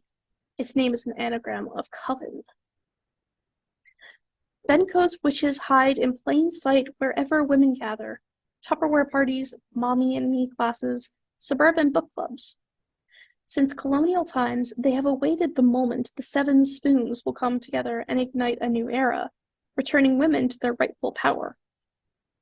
But as the reckoning approaches, a very powerful adversary is stalking their every move. He's J. Christos, a roguish and deadly witch hunter, as old as witchcraft itself. To find the last spoon, Lucky and Stella embark on a rollicking and dangerous road trip to the darkly magical city of New Orleans, where the final showdown will determine whether Venco will usher in a new beginning or remain underground forever. A wildly imaginative and compulsively readable fantasia of adventure, history, Americana, feminism, and magic, Venco is a novel only the supremely gifted Sherry Dimline could write.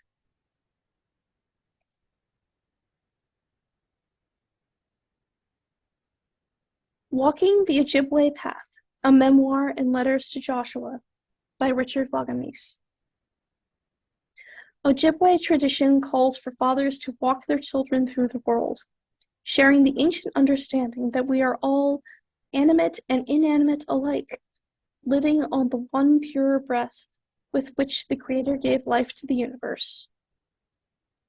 In this new entry in the Seed Bank series, an intimate series of letters to the 6-year-old son from whom he was estranged, Richard Wagamese fulfills this traditional duty with grace and humility, describing his own path through life: separation from his family as a boy, substance abuse, incarceration, and ultimately the discovery of books and writing, and braiding this extraordinary story with the teachings of his people, in which animals were the teachers of human beings, until greed and a desire to control the more-than-human world led to anger, fear, and eventually profound alienation.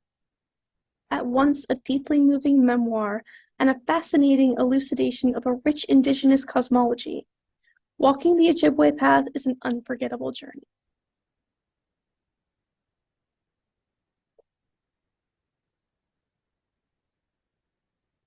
We Refuse to Forget, a true story of Black Creek's American identity and power, by Caleb Gale. In We Refuse to Forget, award-winning journalist Caleb Gale tells the extraordinary story of the Creek Nation, a native tribe that 2 centuries ago both owned slaves and accepted Black people as full citizens. Thanks to the efforts of Creek leaders like Cow Tom, Black Creek citizen who rose to become chief, the U.S. government recognized Creek citizenship in 1866 for its Black members. Yet this equality was shredded in the 1970s, when tribal leaders revoked the citizenship of Black Creeks, even those who could trace their history back generations, even to Cow Tom himself. Why did this happen? How was the U.S. government involved? And what are Cow Tom's descendants and other Black Creeks doing to regain their citizenship? These are some of the questions that Gale explores in this provocative examination of racial and ethnic identity. By delving into the history and interviewing Black Creeks who are fighting to have their citizenship reinstated, he lays bare the racism and greed at the heart of the story. We Refuse to Forget is an eye-opening account that challenges our preconceptions of identity, as it shines new light on the long shadows of white supremacy and marginalization that continue to hamper progress for Black Americans.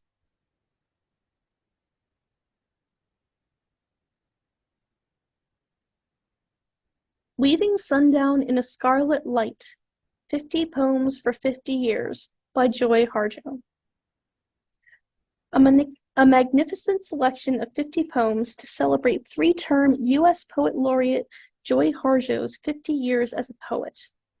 In this gem-like volume, Harjo selects her best poems from across 50 years, beginning with her early discoveries of her own voice and ending with moving reflections on our contemporary moment. Generous notes on each poem offer insight into Harjo's inimitable poetics, as she takes inspiration from Navajo horse songs and jazz, reckons with home and loss, and listens to the natural messengers of the earth. As evidenced in this transcendent collection, Joy Harjo's poetry is light and elixir, the very best prescription for us in wounded times.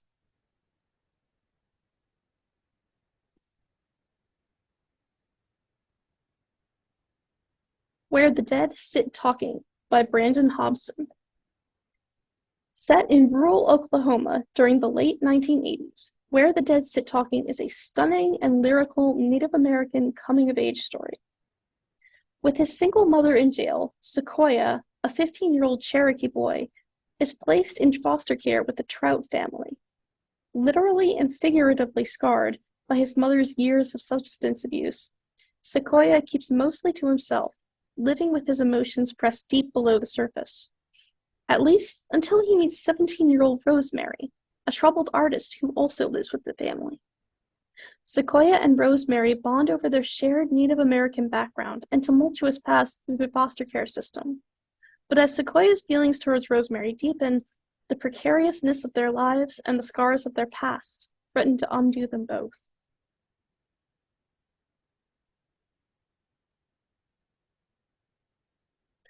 White Horse by Erica T. Worth. Carrie James, urban native, is a fan of heavy metal, ripped jeans, Stephen King novels, and dive bars. She spends most of her time at her favorite spot in Denver, a bar called White Horse. There, she tries her best to ignore her past and the questions surrounding her mother, who abandoned her when she was just 2 years old. But soon after her cousin Debbie brings her a traditional bracelet that once belonged to Carrie's mother, Carrie starts seeing disturbing visions of her mother and a mysterious creature. When the visions refuse to go away, Carrie must uncover what really happened to her mother all those years ago. Her father, permanently disabled from a car crash, can't help her. Her Auntie Squeaker seems to know something, but isn't eager to give it all up at once. Debbie's anxious to help, but her controlling husband keeps getting in the way. Carrie's journey towards a truth long denied by both her family and law enforcement forces her to confront her dysfunctional relationships, thoughts about a friend she lost in childhood, and her desire for the one thing she's always wanted, but could never have.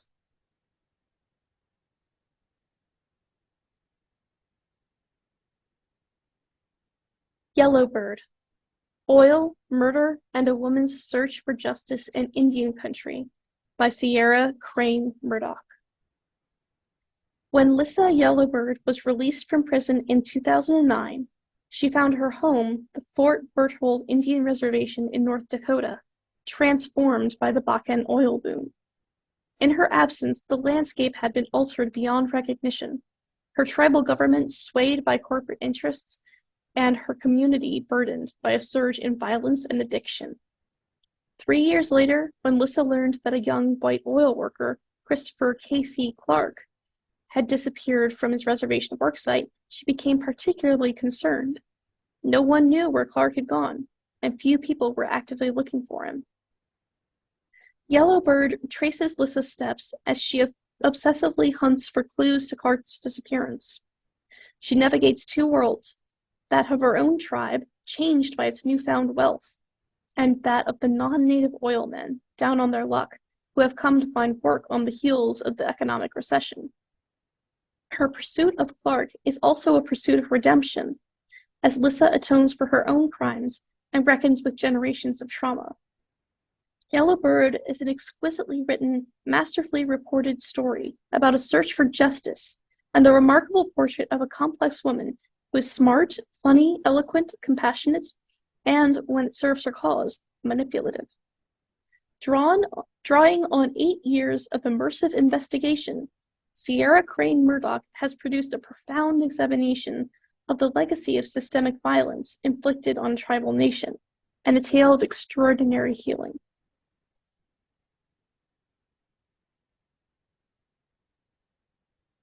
Thank you for joining me in exploring the many titles PGCMLS has to offer regarding Native American and Indigenous peoples' heritage. Be sure to check out our page on the Heritage Hub for book lists, and more, including movies, biographies, and events throughout November.